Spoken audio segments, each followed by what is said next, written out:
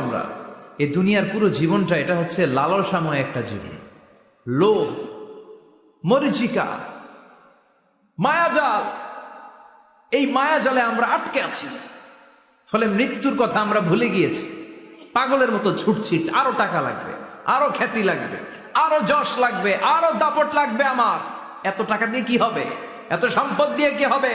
এত ব্যস্ততা দিয়ে কি হবে? তোমার স্টপ, থামুন, অনেক হয়েছে। আম্মা থামুন, take a rest, take a breath and think about death. Think that you have to go back to your Lord.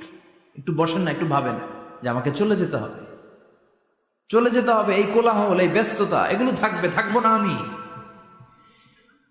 সাইয়েদনা Omar Faruk বলেছেন, মুতু ক্বাবলা আন তামুতু, মরার আগে একবার মরো। হাসিবু ক্বাবলা আন তুহাসাবু আলাইকুম, তোমার হিসাব নেওয়ার আগে তুমি একবার নিজের হিসাবটা করো না।